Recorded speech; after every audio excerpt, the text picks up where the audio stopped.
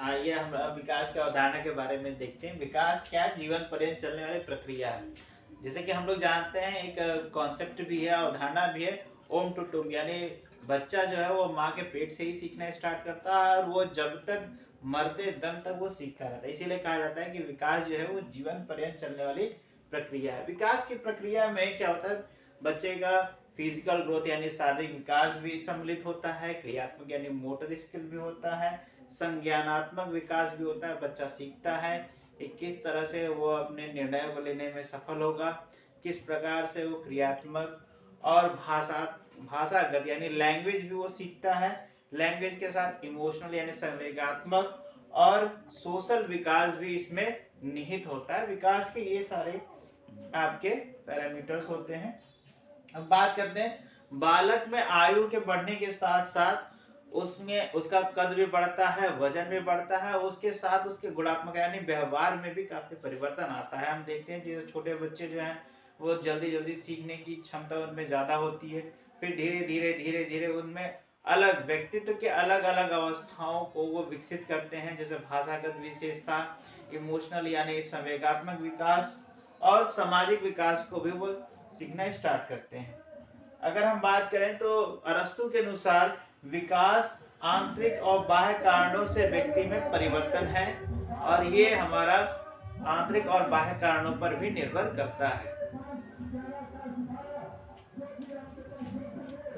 विकास का अभिलक्षण के बारे में बात करेंगे। विकास क्या होता है, हमने पिछली क्लास में देखा था।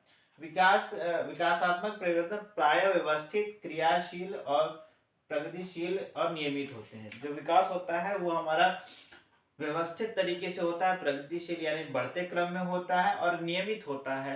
अगर हम कभी देखें जैसे कि विकास के कई हमारे पहलू होते हैं। अगर शारीरिक विकास है तो शारीरिक विकास के साथ मानसिक विकास भी होगा। कभी शारीरिक विकास धीमा मंद पड़ जाएगा तो उस समय मानसिक विकास, सामाजिक विकास ज्यादा होता है, संवेगात्मक विकास ज्यादा होता है। कभी कभी हमारा सामाजिक कौशलों में भी ज्यादा वृद्धि देखी जाती है। जैसे कि आप देखेंगे वृद्धावस्था में 50-60 साल की उम्र में जब हड्डियों में कैल्शियम का घनत्व तो कम हो जाता है, तब भी व्यक्ति में सीखने की क्षमता रहती है। वो भाषा कौशल और सामाजिक कौशल के बारे में भी ज्यादा सीखता है। तो इस तरह से हम देखते हैं कि विकास जो है वो हमारा प्रगतिशील और नियमित तौर पे होते हैं।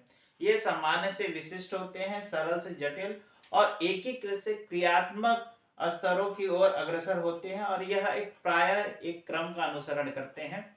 जैसे भाषा में अगर हम बात करें तो पहले बालक 1 या 2 शब्द सीखेगा, फिर 3 शब्द सीखेगा, फिर वाक्य सीखेगा, फिर इसके बाद वो धीरे धीरे पैराग्राफ और राइटिंग की तरफ, लेखन कौशल की तरफ ज्यादा अभिमुख होता है। तो इस तरह से हम देख सकते हैं कि विकास का एक क्रम होता है और विकास एक क्रम का अनुसरण करता है। विकास मल्टी डायमेंशनल यानी बहुआयामी होता है। जैसे शारीरिक विकास अलग होगा, मानसिक विकास अलग होगा, सामाजिक, संवेगात्मक, तो इस प्रकार से वो बहुआयामी होता है। कभी कभी शारीरिक विकास के साथ साथ मानसिक विकास भी निहित होता है। धीरे धीरे आप देखेंगे किशोरावस्था में जिस प्रकार से संवेगात्मक विकास, सामाजिक कौशल का विकास होता है, तो विकास एक बहुआयामी होता है। विकास बहुत ही लचीला होता है।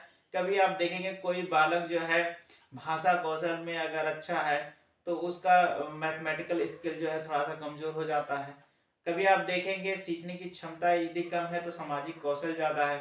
तो इस तरह से हम देख सकते हैं कि विकास बहुत ही लचीला होता है। विकासात्मक परिवर्तनों में प्राय परिपक्वता में क्रियात्मक स्तर पर उच्च स्तरीय वृद्धि देखने में आती है। जैसे कि हम देखें, अगर वृद्धावस्था में देखें तो वृद्धावस्था में सामाजिक कौशल में ज्यादा वृद्धि होती है, जबकि आप शारीरिक विकास जो है वो थोड़ा घटते हुए क्रम में आ जाता है।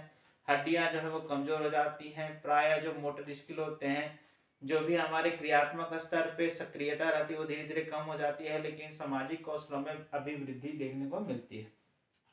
विकास प्रासंगिक हो सकता है, यह ऐतिहासिक, परिवेशीय, सामाजिक, सांस्कृतिक घटकों से प्रभावित।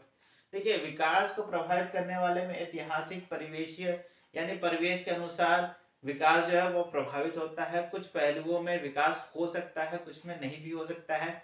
जैसे यह प्राय हमारे सामाजिक सांस्कृतिक घटकों से भी प्रभावित होता है। जैसे आप देखे होंगे, जैसे नृत्य हो गया, सामाजिक कौशल हो गया, तो ये अलग अलग सामाजिक संस्कृति मेल जोल से भी बढ़ता है और ये अलग अलग घटकों से भी प्रभावित होता है। ऐतिहासिक और परिवेशीय सामाजिक घटक जो है वो विकास के वृद्धि दर और विकास के बहुआयामी तथ्यों को प्रभावित करते हैं। अब हम बात करेंगे विकास के आयाम की। विकास के आयाम में सबसे पहला आता है शारीरिक विकास। शारीरिक विकास में हम देखते हैं कि किस प्रकार से जो बालक की शारीरिक कद काठी होती है वो किस प्रकार से विकसित होती है, किस तरह आयु बढ़ने के साथ साथ उसकी लंबाई और वजन ये सारे इत्यादि बढ़ते रहते हैं। शारीरिक विकास में अनुवांशिक गुणों का विकास भी निहित होता है, यानी जो भी उसमें जेनेटिक जो हमारे प्रॉपर्टीज आते हैं वो पेरेंट्स के माध्यम से आते हैं। जो बच्चों में अनुवांशिक लक्षण जो है वो अपने माता पिता से आते हैं और अनुवांशिक लक्षण शारीरिक विकास में देखने को मिलते हैं। जैसे आप देखेंगे कद काठी, रंग, आकार, मुखाकृति, शारीरिक गठन, ये इस प्रकार के ये सारे अनुवांशिक लक्षणों से ज्यादा प्रभावित होते हैं। अब हम बात करेंगे मानसिक विकास। जैसे देखते हैं बच्चा बोलने, सीखने, निर्णय लेने के लिए ये मानसिक विकास पे ज्यादा डिपेंडेबल होता है और ये आप देखेंगे स्कूल में मानसिक विकास ज्यादा होता है छोटे बच्चों में। ये काफी ज्यादा धीरे धीरे परिवार के माध्यम से, परिवार और विद्यालय के माध्यम से मानसिक विकास होता है।